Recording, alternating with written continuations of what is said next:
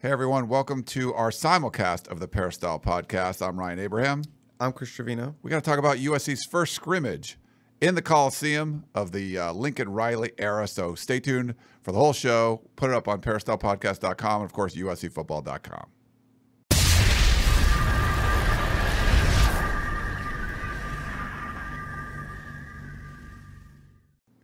Hello, Trojan fans. Welcome to the Peristyle Podcast on a Wednesday. If you're listening on any of the podcasting platforms, we welcome you there. And if you're watching us, our simulcast on YouTube, we also welcome you there. Any comments, suggestions, feedback, we love all that. Like the program, follow us, give us a 5-star rating, all that stuff. It really helps to grow the show. It's been fun to do on both platforms, on the podcast and also on YouTube. Appreciate that. Today, I am Ryan Abraham, your host, and we're joined by, he's over there, Chris Trevino. Chris, what's up, man? How are you? I'm good. It's been one of those mornings. I accidentally put my phone in a cup of pink lemonade. So, I'm just trying to get past that, move forward, have a short memory and just kind of power through the rest of this day. So, like a cornerback, you give up a touchdown. Yeah, I gave up a 40-yarder.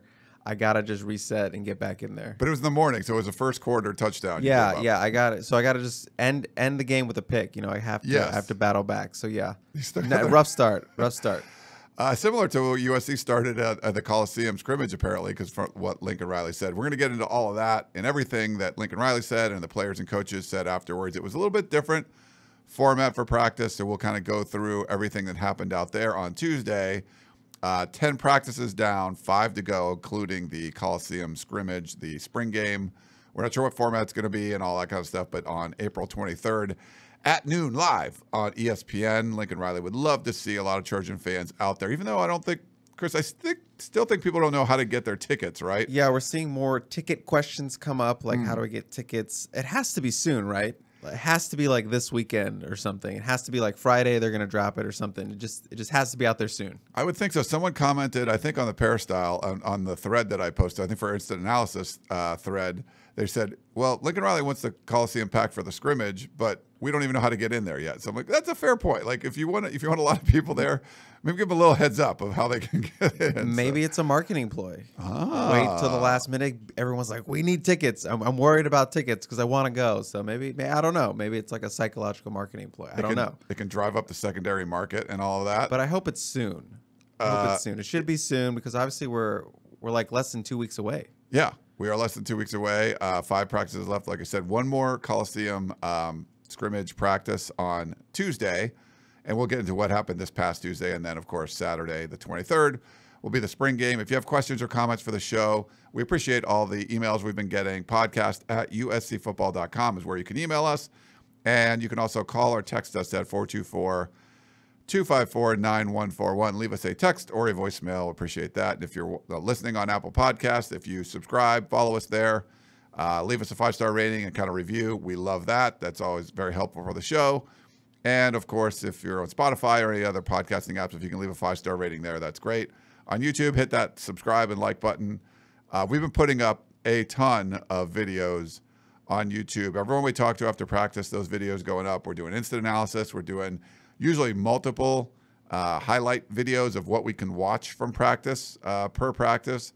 Our tunnel vision show on Sunday night, the simulcast here. So a lot of YouTube videos going up, Chris. Seems to be getting a lot of momentum there on the YouTube channel. Yeah, we mentioned this last week, but subscriber count's going through the roof.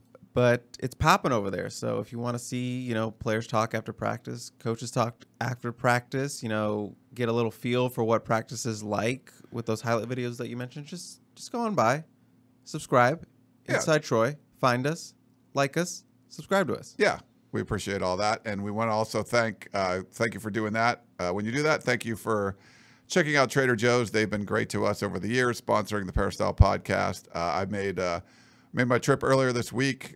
Picked up one of my favorites, the rosemary steak tips, which are great. I just sometimes I grill them.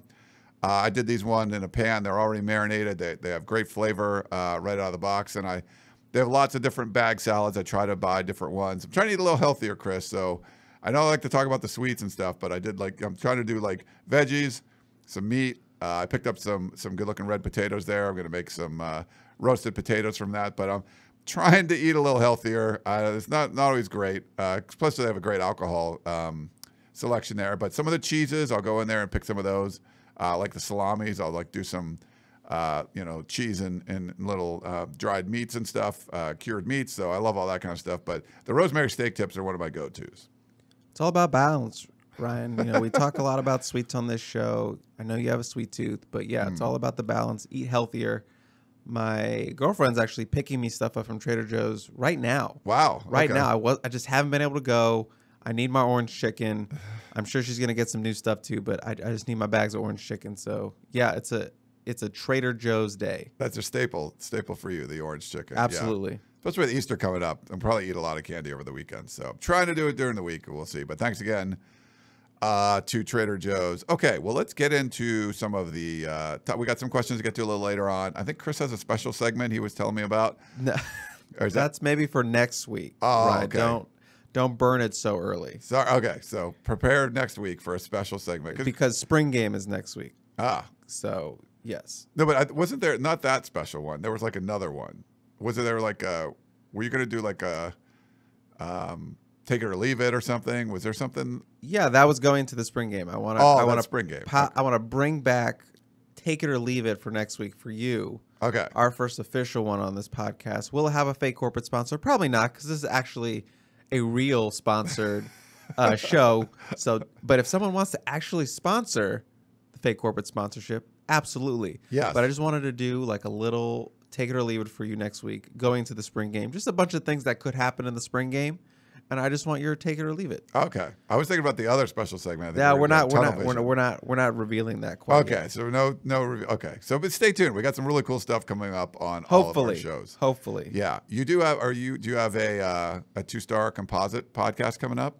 Yeah, we do. Wow. I'm filming it right after this. Nice. I'm going to be here. You're going to leave. I'm going to call up Gerard, and we're going to talk recruiting. So nice. That will be out this week. It's been a very popular addition to the Peristyle Podcast family. So, like, if you don't know, the Peristyle Podcast, we have a bunch of different podcasts that we put up there. I do one with Harvey Hyde.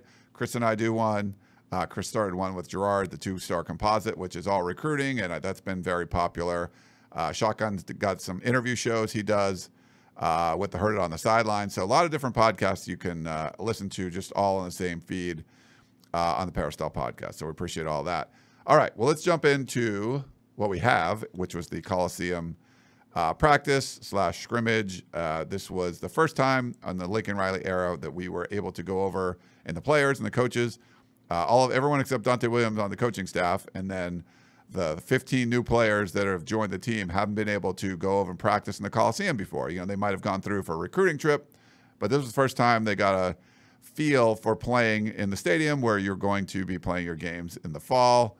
It was a little similar in the fact that we got to watch like the first 20 minutes or so.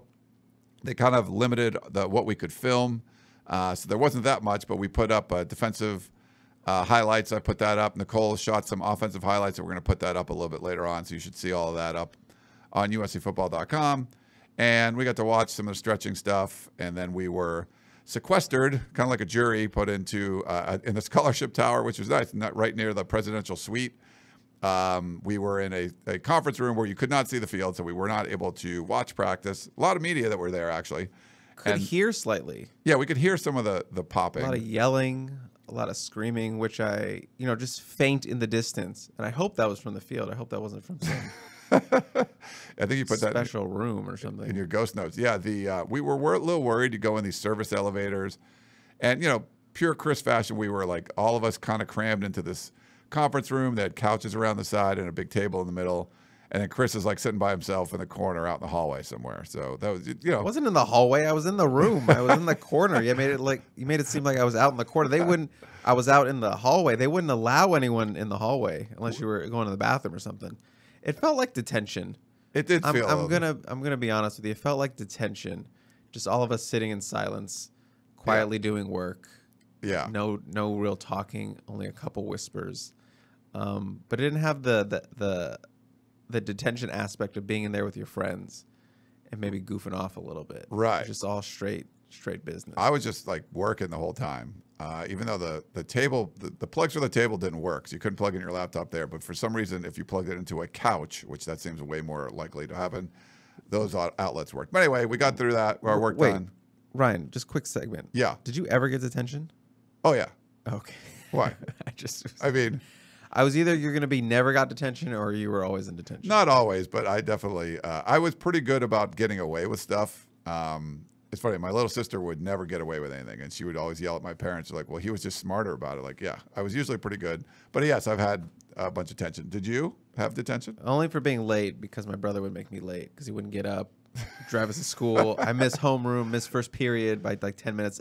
You accumulate enough, you get to go to detention. So it wasn't like purposeful or anything. It was just kind of like being late. Yeah. But it wasn't my fault. Okay, well, that's fair. I think mine were my fault, but whatever. Fair enough. There wasn't detention, but it was. We were in a sequestered room, kind of like a jury. And then afterwards, we got to go back down to the field and interview players and coaches. But that was really sort of quick. We got Lincoln Riley for only about 4.5 minutes. They had to catch the bus. Yeah, everyone was like before we even interviewed anyone, the coaches were yelling, "Get on the bus, get on the bus." We're like, "Wait, hold on. Are we going to talk to anybody?" So I think we got everyone that we had requested, but it was just kind of worked a little bit differently. But, it was still a good opportunity to kind of talk to some people. Maybe overall thoughts about the Coliseum scrimmage. I know we got to see some different stretching, I guess, some of the portions, even though we couldn't film. Any thoughts on that, Chris? I mean, just seemed like there was, a lot of good energy out there. Some of the coaches talked about that too. I talked to Dennis Simmons, the passing game coordinator / outside receiver coach / elite recruiter. He kind of talked about how it was great for the kids just to be out there, feel a different sort of energy being in this Coliseum. We've heard that before from other coaching staffs.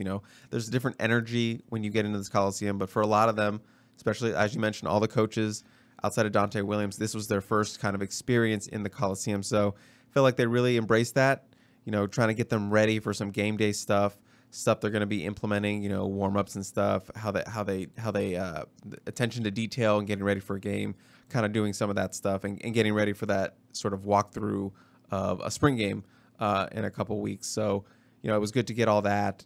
The thing that did jump out to me was, Lincoln Riley kind of coming out and saying it felt a little different today in the Coliseum, just with usually it's been a back and forth between the offense and defense, but on Tuesday it was the offense kind of getting the upper hand early, and then the defense kind of rallying late and sort of finding more consistency and kind of closing out really strong and ultimately winning the day, as Lincoln said, which, if you're a USC fan, I think you like to hear that, Ryan, because the defense obviously was a huge weak point last season. I mean, there was tons of weak points in 2021, but the defense as a whole was, it was up there.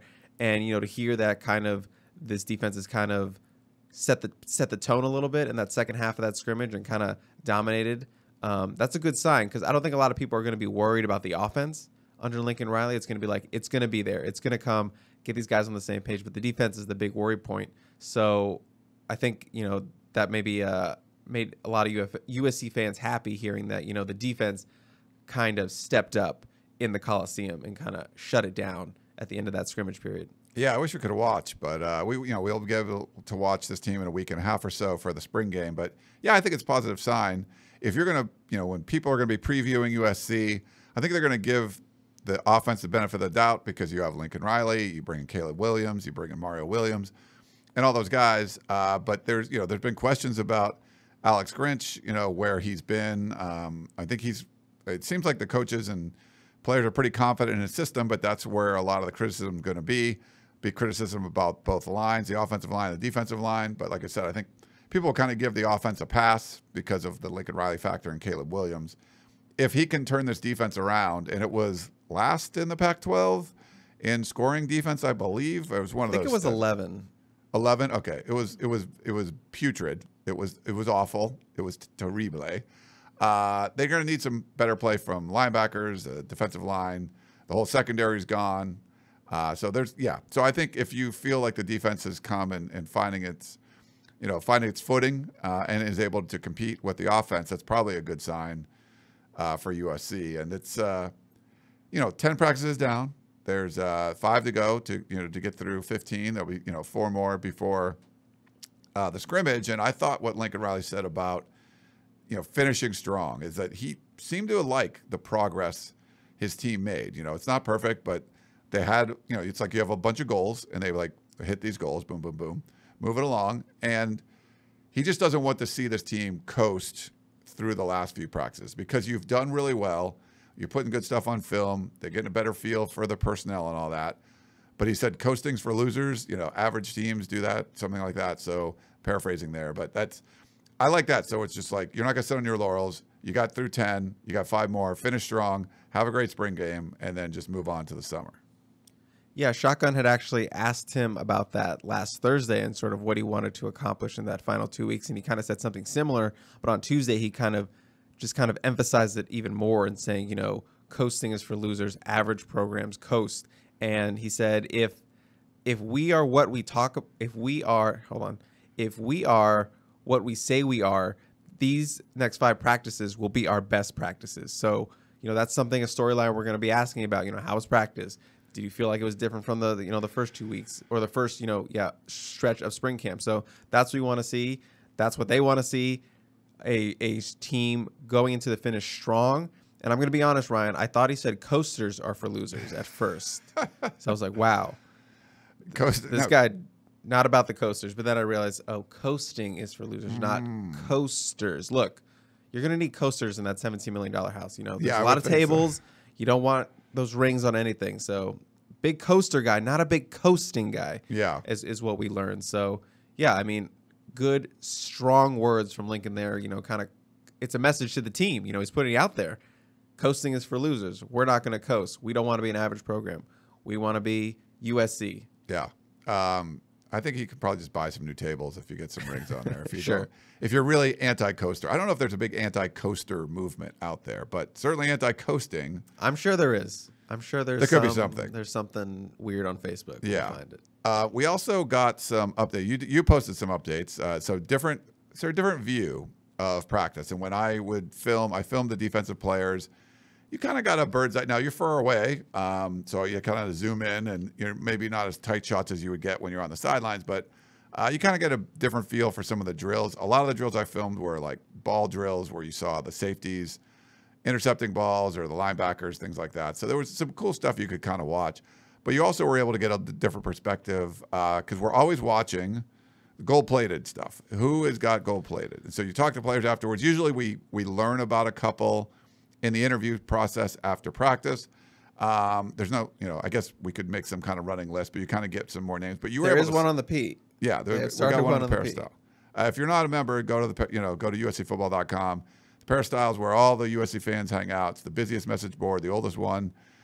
It's been covering USC since 1996, so it's been up there a long time. A lot of USC fans, boosters, insiders that are posting on there, and they do have a running tally of who's been gold-plated. But I know you spotted some guys too. So if you want to give like kind of an update of guys, if you don't, we've already gone over this a bunch of times, but you're given the Cardinal helmet that's plain to start practice. You have to earn the logo on the side. You have to earn, and they call that getting gold plated. You get a T-shirt. Former players will give it to you at practice and stuff. So when you've been working hard, showing everyone that you're a team player, they gold plate you. And different reasons or why they would award that, but I know you've seen a few more out there, Chris. Yeah, I mean, I had picked out from Saturday's hype video that Caleb Williams. I tweeted that out that Caleb Williams is in fact gold plated, and we in fact saw that on Tuesday. So that's not technically a new one, but this is the first time we've seen it in person. So Caleb Williams is gold plated. QB Miller Moss is also gold plated as well. Wide receiver Gary Bryant is gold-plated. Wide receiver Mario Williams is gold-plated. Wide receiver Kyle Ford is gold-plated.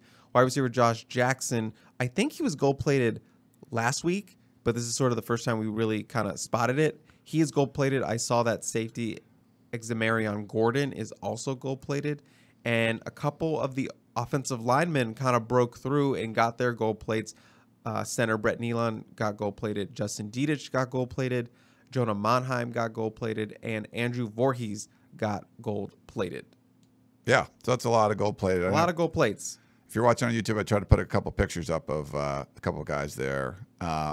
Yeah, so that's it's good news. I think by the end of spring, you're going to see pretty much if you're on the 2 deep, you've been gold plated. I would guess at this point. I don't think you're going to go through spring and there's going to be someone that's like, hey, I'm competing for a starting nickel spot or whatever, and you're not gold plated. I think if you're up there, if you're competing and you're going to be part of that initial depth chart, if they release one after spring, I'm not sure. I would think those guys are going to be gold plated. I don't know if you want to go through a whole offseason. And if not, if you're going through the whole summer without it and they're not going to like give you an opportunity to earn that logo until the fall, I think that would be a motivating factor as well. So that would probably be very strategic if they did something like that. But my guess is the regulars that you're going to see out there that have a good chance to start, they're probably all going to be gold plated over the next 5 practices. Our running list right now is at 20. Okay. 20 verified, seen it gold plates. It's probably higher than that, obviously, just because, we with the padding, can't really see. The couple tight ends could have gold plates. Defensive linemen, we haven't seen any gold plated linemen or heard about them. We can ask about that tomorrow when we talk. That's to a good defense. question. Yeah. But right now it stands at 20 verified, seen with our own 2 eyeballs. Nice. Okay, so 20 guys. So yeah, you're getting up there with all the potential all the starters. If you've got 22 there, I know we got to talk to several players on Tuesday, and a couple of the offensive linemen. I went in there and talked with Max Gibbs right away. You got to call him Big Max. Big Max. It was a little loud down there. He's kind of a quiet kid, so you kind of have to get in like close to him. Very windy. It was very windy. He's a large man, large human. He's yoked, you could say, I think. And it's and I know, you're like, okay, so I'll put up a picture of like Romello Heights yoked. Look at him. He's just if you're watching on YouTube, he is yoked. And you might not say that about a guy like Max Gibbs, who's now 370 pounds, but he was kind of showing off his guns a little bit. And he's started, I think, 400, 410 last year. He was obviously a defensive lineman. He was an offensive lineman, switched to defensive line last year. Very popular with all defensive players. Switched back. Now he's on the offensive line. He said he's lost about 30 pounds. He just told me that. He's about 370 now, wants to get to 350. But it's not just shedding weight. I think it makes it harder to shed weight when you're also trying to build muscle too. And I mean, I just hit your camera. He showed his arms and stuff. And he looks like he's a lot stronger, I think, than what he was before. So, seems like working really hard. He seems really happy with Josh Henson and, working on the offensive side of the ball again. I know you're putting a story up on him too, but he's one of those feel-good story guys that you really hope he finds some success. Yeah, I just wanted to take a couple moments to kind of talk about Max, just because this is a really good story, and this is a storyline to follow this offseason. Just, hats off to what Benny Wiley and that strength and conditioning staff has done for Max. And you saw Max. This is our first time seeing him up close this offseason or this spring season. That guy is an SEC body. SEC body. Those are the guys that programs out of that territory, out of the South, pull. Those 6'6", 6'7", 350, 360 guys. And he's one of those rare bodies that has shown up on the West Coast. And that's why it was such an important land for USC in that 2021 cycle. It's why, even though he was a 3-star prospect, it's why programs like Florida and Georgia and Alabama, Texas A&M, they all offered him, because that's an SEC body. They looked at him and they were like, we can get this guy in our weight room, in our conditioning program. We can turn this guy into something. And that's why it was a big get for USC. And I'm sure that's why Lincoln Riley, who offered him at Oklahoma, and Henson, who offered him at Texas A&M, they were so excited to get their hands on him. And I know there was a lot of worry with USC fans if Max could kind of achieve that potential and shave down that weight, because the weight is what was going to hold him back from being, a potentially really great player, because his ceiling is so high. And I was personally never worried about it, because just as somebody who's been covering St. John Bosco for a long time, I'd heard about Max for a long time. I'd heard about all the work he was putting in. Obviously, 2020, the pandemic, the quarantining, that was a setback for a lot of football players in terms of, getting a consistent way to work out. You couldn't go to the weight room. You couldn't, eating habits had to change, or they, took a step back. That happened. But I was never really worried about it with Max because I knew once he got into a college weight program, he was going to put in the work. That's something he's been doing since his Snoop League days, since he got to Bosco. He's been working hard to get that weight down. So I knew he just needed a chance to get in that weight program, get on a college eating regimen. I think he was going to be fine. Yeah. He is a grown man, but he's a boy still. He's still young. I don't know if he's ready yet to I don't think he's ready yet to sort of compete for one of those starting jobs in the interior. Right now, he is a second-team backup right guard, which is a huge accomplishment for someone who was, flirting with the right guard spot before he moved over to defensive line. But if you can get him in some games, some blowouts at 370, that's going to make the world of difference going into 2023. And that could be his year to kind of, compete for a starting job, especially with a second offseason of work with his strength and conditioning staff and Benny Wiley. He's already dropped, like you said, 30 pounds. That's incredible. Hats off to him and that staff. I feel like some of it, though, was lost a little bit during 2021 season when he was playing defensive line because he was getting a lot of reps. So he should probably dropping a little bit of weight. But still, hats off to him.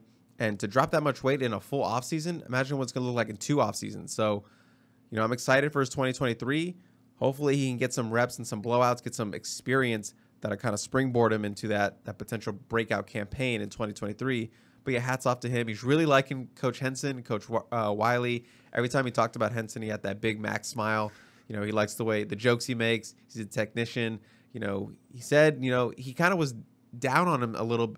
He was down on himself a little bit, and he said, I feel like I could have a better spring camp. So I guess he's trying to finish strong.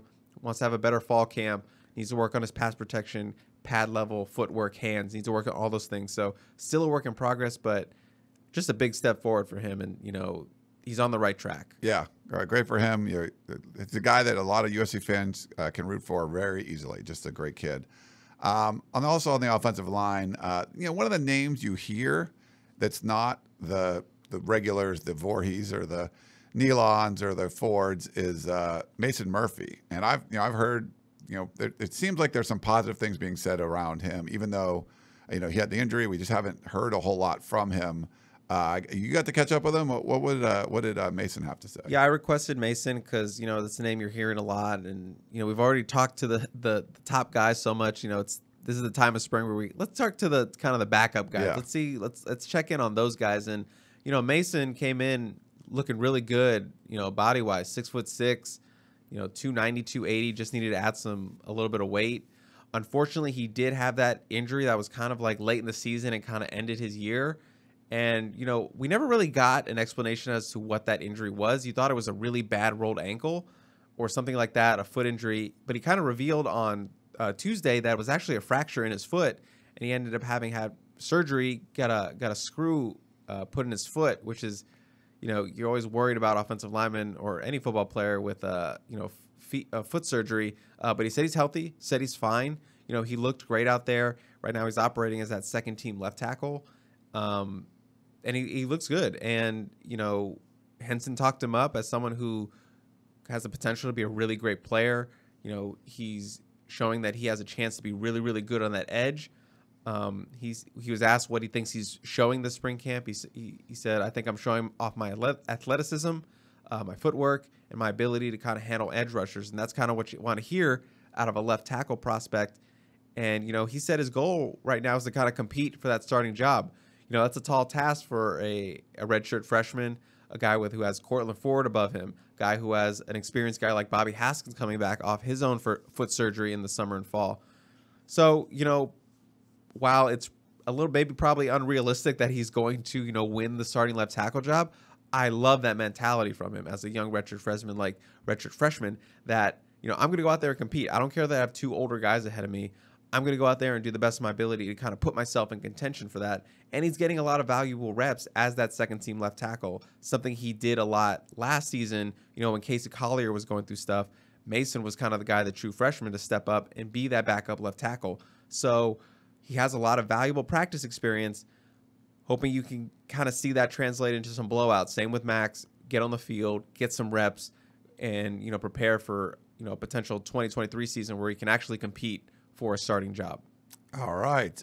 We got a couple other notes I want to get to before we jump into questions, Chris. Let me, we got some, I can do this sound. It's like the breaking news. Former USC quarterback, former 5-star Mater Dei quarterback, JT Daniels has made his decision. He's going to go to West Virginia, get reunited with who? Former USC offensive coordinator Graham Harrell. And JT Daniels looked good for one half of football with Graham Harrell as the offensive coordinator against Fresno State, and then he blew out his knee. Keaton Slovis steps in and takes over and has a huge freshman year and all that kind of stuff. And, things kind of didn't get much better after that. But, the 2019 season, the offense was actually really good. Then sort of dropped off 2020 and 2021, obviously, making regime change and all that. And now you got Lincoln Riley at the helm. But Daniels goes to Georgia. He was 7-0 as a starter there. Ended up having, I think, an oblique issue or something. He had some sort of injury. Stetson Bennett, he never relinquished it when JT Daniels got healthy again. They end up going on to win the national championship.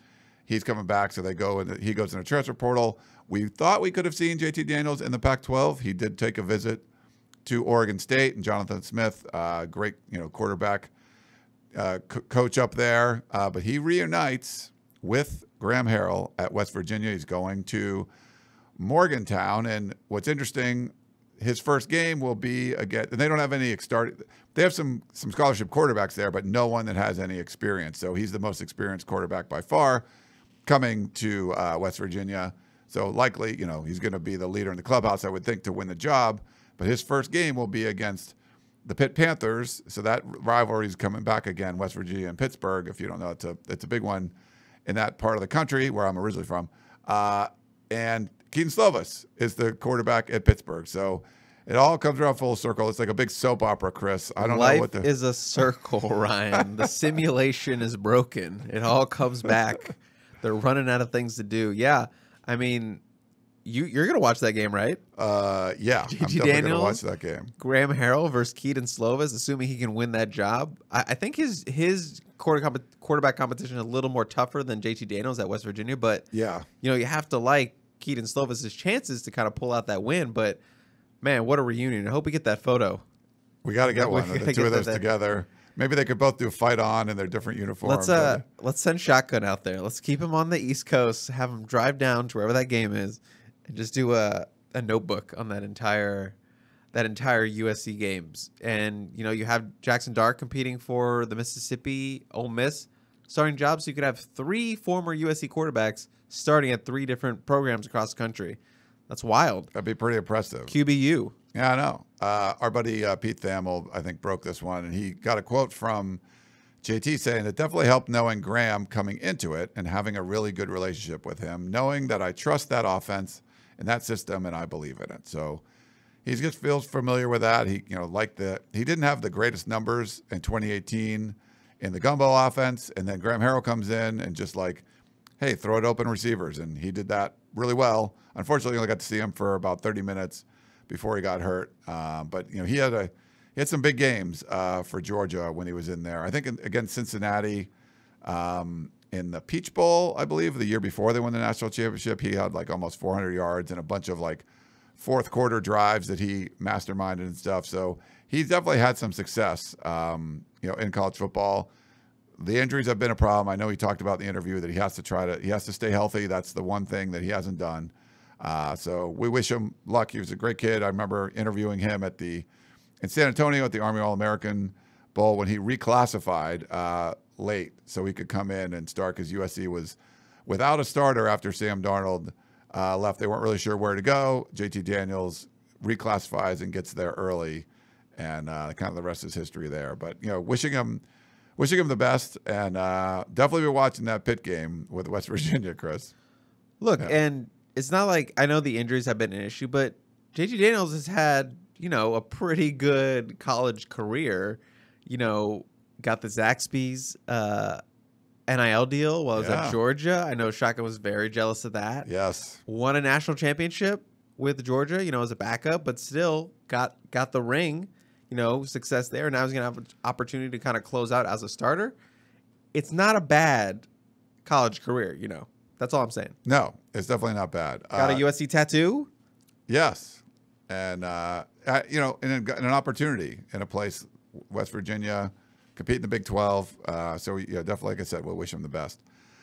We also had some poor news after the last time we recorded. Josh Connerly, the 5-star offensive tackle, ended up going to Oregon and not USC. He's from Seattle.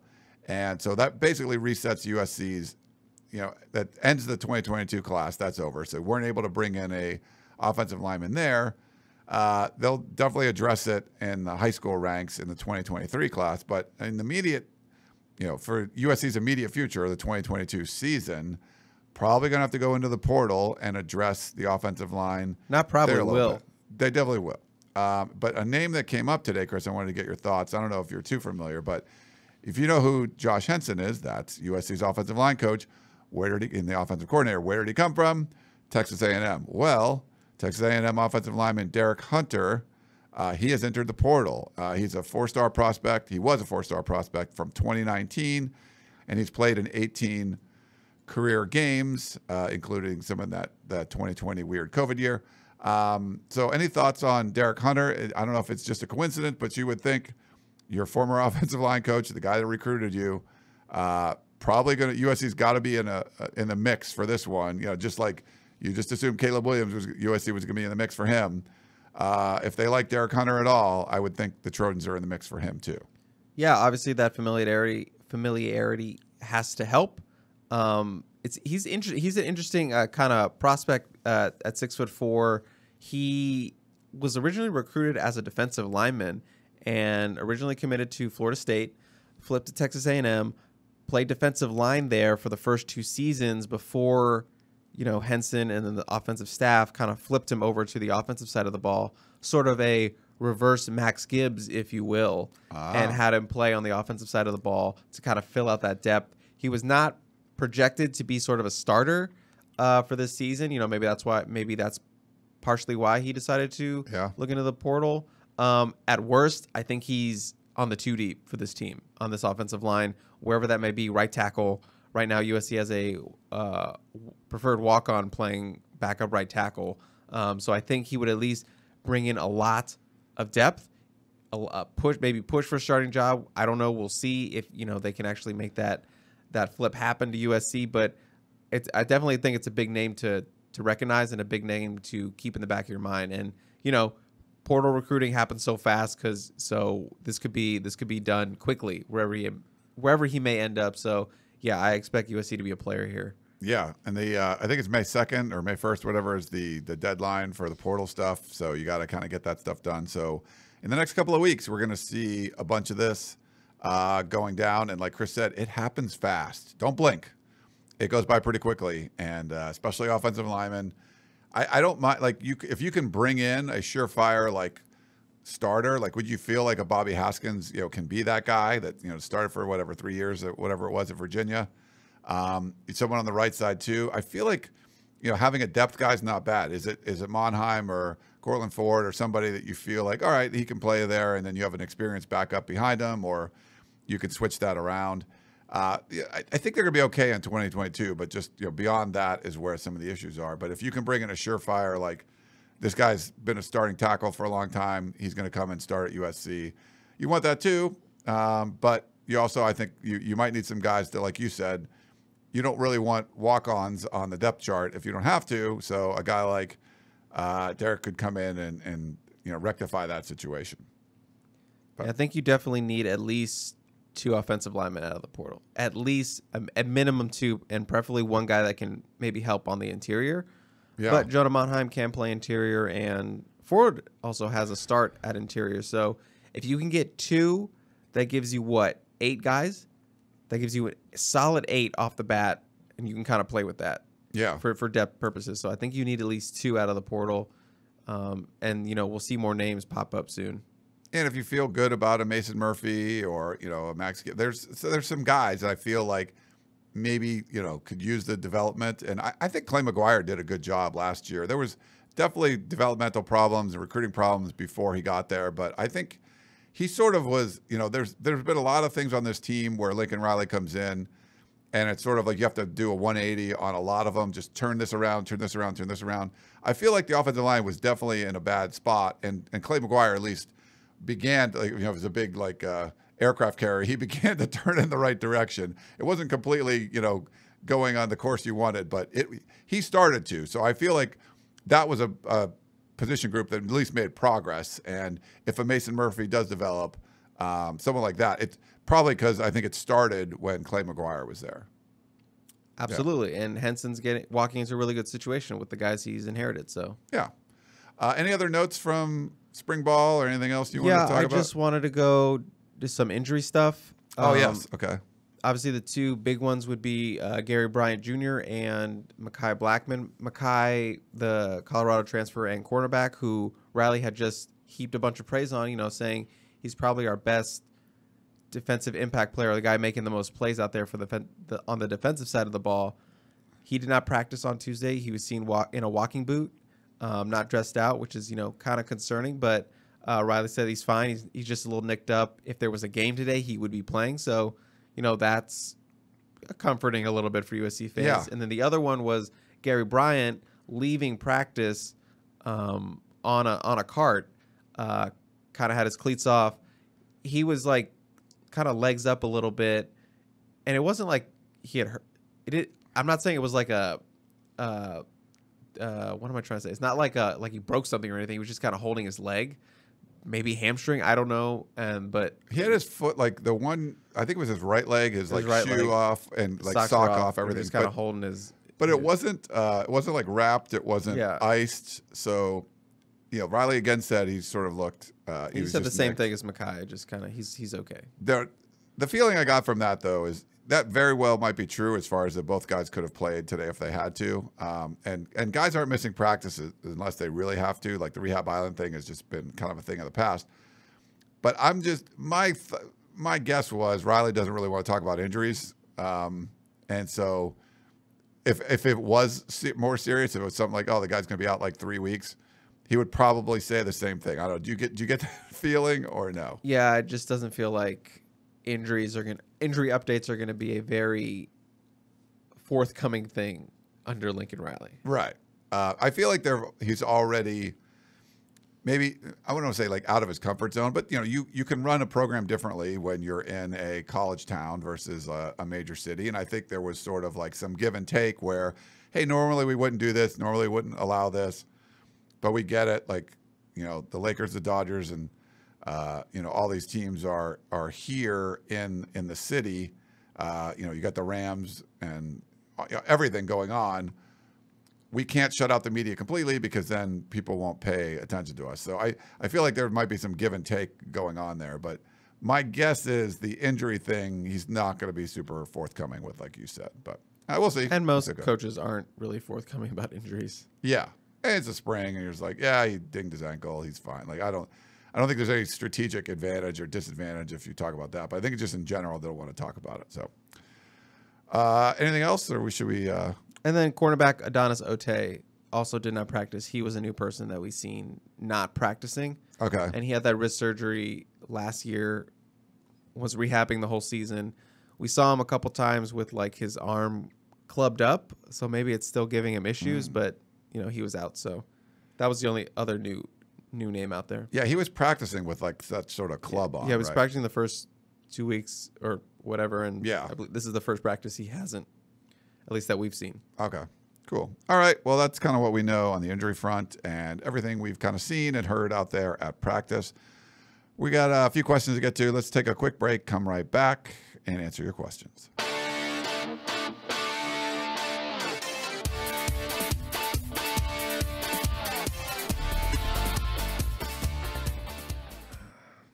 All right, we're back here on the Peristyle Podcast. Thanks so much for tuning in wherever you are listening or watching on YouTube. We appreciate all that.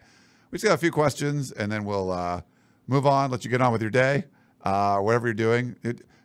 Chris, do you listen to a lot of podcasts or no? Are you a podcast listener? Yeah, some podcasts. In quarantine, I was listening to a lot of podcasts. Okay. Not much as anymore. If I have long drives and I usually listen to music, but if I get tired of music, I will throw on a podcast. This American Life, just like little slices of life podcast stories or true crime podcasts. Yeah, those are good. I mostly listen to sports podcasts, just whatever. But I do it in the car all the time now. But if I'm working out, sometimes I would do it when I was working out, but then I just kind of listen to music then. But if I'm in the car, driving around, driving to practice stuff, I try to listen to podcasts. So I know we people write in, like they listen to it like they're mowing the lawn or whatever they want to do. So however you're listening, we do appreciate that. Mowing the lawn. Yeah, you know, seems very loud. I know. I guess you put the noise canceling headphones in or something and just go. Are you like a 1.5? I'm a listen? 1.25. Okay. Yeah. You? I'm like a 1.2 or 1. If I'm feeling extra spicy, like 1.5. When I had my app, like my Google phone, it was like I could do 1.2 on like the Google podcasting app, but then on, I think iTunes or the Apple Podcast, it was like 1.5, and it was kind of too fast. But I think they now have a 1.25 option or something. So I think they've updated that. Tinkered it. They've tinkered with it a little bit. But yeah, I like to listen to it a little bit faster, but not like a ton faster. So, all right, let's go to Ira. It says, emailed in, if Nike is going to get involved with Oregon's NIL deals in recruiting, why does USC stick with them as their primary shoe and gear company? Shouldn't Nike be equal with all their sponsored schools? Ira. Any thoughts, Chris? I mean, it's an interesting question. It's an interesting sort of conundrum, if you will, just because NIL, obviously has changed the recruiting game, and Nike can kind of, and Oregon obviously being the home school of Nike, the founding school for Nike, has a little bit more Nike sway than a bunch of other programs who do use Nike as their primary sponsorship and athletic equipment stuff. So it does bring up this interesting dilemma, conundrum. I don't know if that would force USC to kind of go to Adidas or Under Armour or Reebok or Puma or whatever, Converse. I don't know. But if the NIL rules are changed in the near future, then I don't think that'll be an issue anymore. But it does bring up an interesting question. I don't really have a straight answer for that. Me personally, I don't think that would cause them to leave a Nike sponsorship or a Nike deal like that. Yeah, we had a emailer or a caller, I forget, for our Harvey Hyde show, and he had mentioned that Nike represents 68 Division I teams, so that's kind of crazy. He suggested having like the Kobe brand, because I guess there's a few, like UCLA that has the Jordan brand, but Kobe's very LA. You could have like a Kobe brand Nike sort of being USC's sponsor. Isn't Kobe no longer affiliated with Nike though? I don't know. I'm I not thought a there big was some shoe sort guy. of falling out. I don't think Kobe is part of Nike anymore. Oh, well then. But if there was their own thing, Yeah, hey, maybe. LA, Kobe, That, that could be something. they go hand in hand.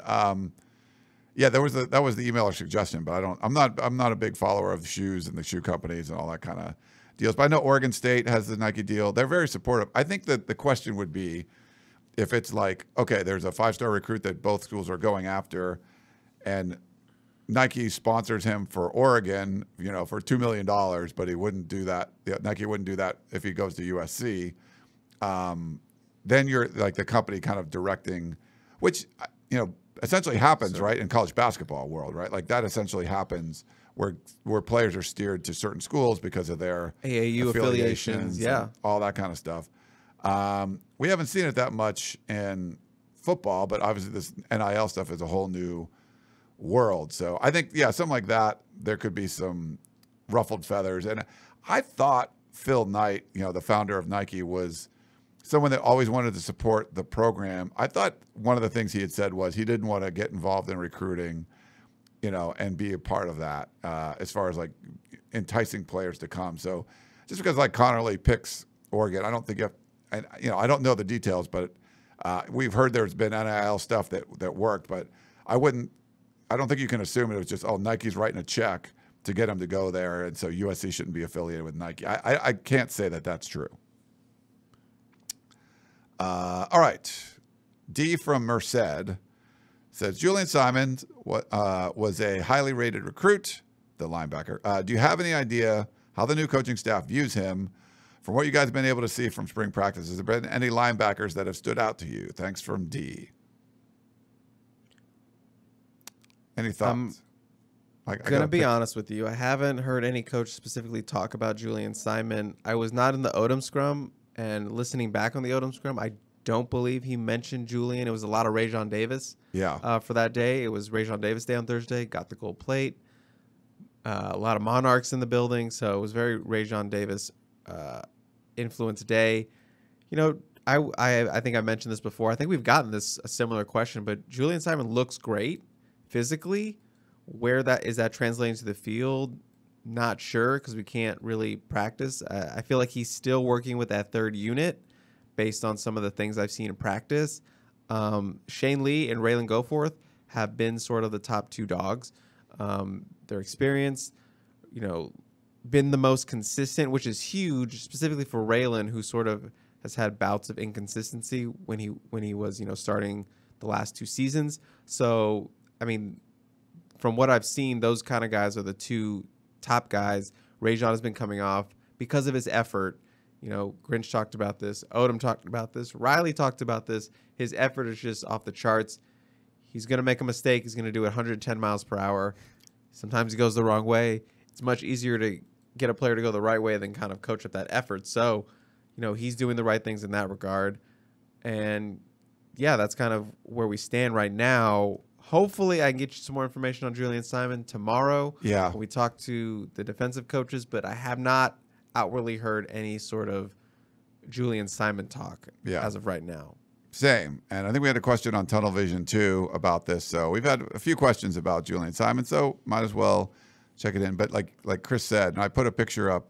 This is Simon, if you're watching on YouTube, from practice. So Shotgun got that one. But Rajon Davis has looked good from what we've seen, and just, you know, he's talked about a lot last week after practice. So we'll try to get what we can on Julian Simon this week and get back to you guys.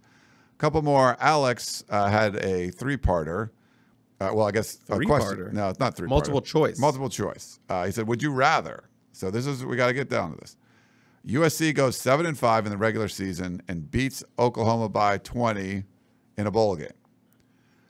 B, USC goes 9-3 and plays a random team after the season. Or C, USC goes 10-2 but loses to Oklahoma. Alex. That's tough. Yeah, like, we're in the media, like, it doesn't really matter to us as much, but like if I'm coming, you put your like USC fan hat on. I think it's A. Really? Well, I say that because Ryan, it's tough in these Twitter streets between USC and Oklahoma Twitter. Yeah, this is very personal. It would just be the action in the Twitter sphere between these two programs going up to this game would be insane. It would be insane during the game. And if USC whoops Oklahoma by 20 points, gets them to 8-5, which would be a pretty good first year for a team that went 4-8. You doubled the wins. Me and Gerardo talked about this on the 2-star. If you get to 8, that's a pretty good number. Doubling those wins, that's a pretty good feat and a really good selling point. Anything less than that isn't as sexy. 7 wins isn't as sexy. But if you get to 8 with a 20-point blowout over Oklahoma, you can sell that. Obviously, you can sell 9-3 and winning that bowl game or playing that bowl game. You can sell that really well.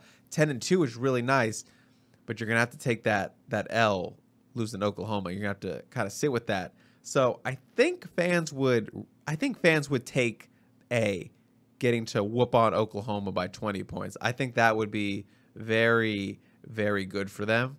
And just in terms of, you know, feel good, you know, getting to talk a lot of shit.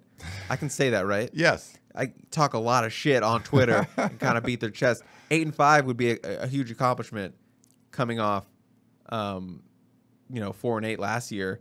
Unless he's factoring in regular season. So yeah, that would be 8-5 for the season. I think that'd be a good, and you get the little Oklahoma win. So I kind of think A. I don't think they really want to pick a situation, even though it's 10-2 looks a lot better.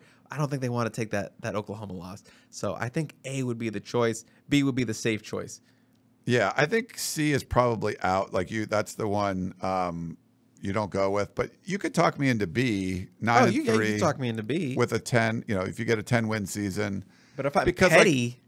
Yeah. I'm petty. The thing is, like, it's weird coming from, if you're from the USC fan perspective, you don't really care that much about Oklahoma, right? There's no focus on them. You do hear it a lot. So it would be kind of nice to win, to win a game. But I don't think if you go 7-5, Oklahoma's probably in a similar situation. So both teams were fine. They're okay. They're bowl teams. They weren't great. Your a little above average USC team beat your little above average Oklahoma team. What does that really mean? Well, wait till we build the program. I don't know if that would shut Oklahoma fans up. So I think you just rather go on and try to win double-digit games. It wouldn't shut them up, but you could shut them down very easily. It's just so much ammo, Ryan. And imagine all the national coverage going to that game.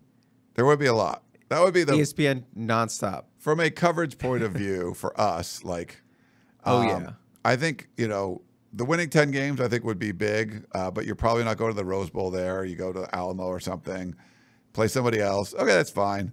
But we would get a lot of run from USC and Oklahoma getting to play next year. And knowing that it would be a 20-point win, that would build a lot of momentum. So personally, from our point in the media, I think A would be the most beneficial for us. And I kind of agree with you. I think fans would probably like that the most. But B would be a close second, I think. To win 10 games is like a big deal. We would get a lot of troll calls on tunnel vision leading into that game. I guarantee it. Tons and tons. All right, and we got one last one from Ray in Southwest Florida. I may have missed you officially naming Nicole to your team. If so, my bad, but I think she's a perfect replacement for Keely. Hope you keep her. Fight on, Ray from Southwest Florida. We've had a lot of comments about, so Nicole Sheeran's a grad student at USC. We met her last year during football practices, and she's been nice enough to come on and help us out with instant analysis and some of the videos and stuff. So she's been doing great. She's still finishing up school, so she's interning with us right now. But yeah, it's been nice, and it wasn't meant to be like a replacement for Keely. We needed someone else helping out on the video side, and she's actually pretty close to us. She's in Manhattan Beach. She's close by, so it's good for her to get to the studio. I know it's tough. Sometimes people live far away. Like Chris is pretty close. I'm real close, and Nicole's close, so it does kind of help. Shaka's way far away now, but we can do him remotely and stuff. But I'm glad we've had a lot of positive feedback on Nicole, so thank you for that. We've been lucky. We've had a lot of great interns over the years, and Keely was the first one I ever hired on full time. But a lot of the people that have worked for us are, working in the media at big outlets, other places. So it's been fun. We've always you're going to get turnover on the staff, like we do in college football. We do it here at uscfootball.com as well. But we've been lucky because a lot of people have moved on to bigger and better things. Dan Wyke, it's great to see him. He was on Colin Cowherd yesterday, my former beat writer for us. I'm still good friends with him, but he's a LA Times Lakers writer now, so he does a lot of national media and everything covering the Lakers. So congrats to him and everyone else that's been with us. Chris, you're going to move on to bigger and better things soon, right? You're going to be one of those. Sure. If you say so. Now that you're media savvy, now that you can do all the I'm going to get my own show on Cowherd's, what is it? Volume the Sports? Volume Sports Network. I'm going to get my own. Wait in line. He hasn't asked me. I'm his buddy. He hasn't asked me. Would you consider this the USCfootball.com coaching tree? Yes. The media tree. The media tree. It runs deep. I've been lucky. For someone that doesn't have a journalism background, I've put a lot of journalists out there. Look at you. Pat yourself on the back, man. I can't do it from all the way over here, so I'm just going to pat you on the back real quick. And congrats to you. I never told Chris we're doing this live. So thanks for all the just to make him nervous. No, we're not doing this live. But it's like an Ender's Game when at the end he beats the simulation and he finds out, this whole thing has been real the whole time. You've murdered millions, but you saved the world. That's exactly what this feels like. Yeah. We get a little nerd right there with the Ender's Game reference. But I think I saw that on a plane once. Good for you. Or something. But that was kind of a weird one. Spoiler alert. He kills millions of people. This little kid. That's Ryan Book Reviews. This kid kills millions of people. That's it. Well, you already said that. Right. You already said that. So, All right. Well, great stuff. Thanks everyone. I had one quick question. Oh, sure, of course. You mentioned earlier a lot of candy for Easter, so I just want to know: are you a Peeps guy? I am not a Peeps guy. Okay, thank you. We can continue this partnership on this show. A marshmallow, like marshmallows are fine, like in like hot chocolate and stuff, but I'm not a Peeps. Okay, so I'll give you my favorite Easter candies going in. Oh, okay. Power rankings. Power rankings. So I think Cadbury Cream Egg is probably number one. Didn't they change their formula or something so they're different now? Probably, but I still he like doesn't it. care. He's like, I don't care. It's still really good. Followed by, and I guess I'm a Cadbury guy. The Cadbury mini eggs, which are like M&Ms on steroids, like those are really, really good as well. Any of the Reese's, I'm a big peanut butter guy, so the Reese's eggs, plenty at my friend's house. He gives them out all the time. Those are great. Reese's peanut butter eggs from different, there's different varieties. They have a lot of different peanut butter ones. They have like the eggs that look like the Cadbury cream eggs or the flatter eggs that all have peanut butter. Those are all really good.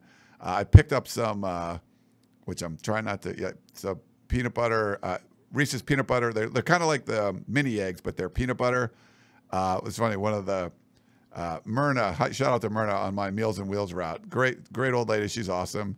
She loves me when I bring her a little, like, she needs like chewier stuff, like, or not, just softer stuff. So she likes peanut butter, like M&M. So I bought her some of the peanut butter Reese's eggs today. I brought her for did my route earlier today. So for her Easter present, she got that. So I put some in there. I'm going to try them over the weekend. I'm not going to eat them until the weekend, but I haven't tried those yet. But those are all some really good ones. I like jelly beans too, but they're far below like the chocolate stuff. But do you have like your power rankings of where you like your Easter candy? Or? Nah, it's kind of just the Reese's. Reese's. Okay. I don't get that deep into. I don't have a power ranking like you. Just the Reese's. Yeah, I don't know what the Cadbury cream eggs. Maybe are a chocolate good. Bunny, whatever. Yeah, chocolate bunnies are good. We have from Western Pennsylvania. There's a little shop called Sarris's that has great candy. It's like a little like soda shop basically, but we would still order it. My mom and my sister, we would like order it for delivery at Christmas and Easter and stuff. But I didn't order any this year, but they have some really good candy. So on that, I hope everyone has a wonderful Easter weekend if you celebrate that or whatever, if it's a holiday for you coming up. That's going to do it for Chris Trevino. I am Ryan Abraham. Thank you so much for tuning in to the Peristyle Podcast and watching simultaneously if you want on YouTube. Hope you enjoyed the show, and we will talk to you next time. Peace.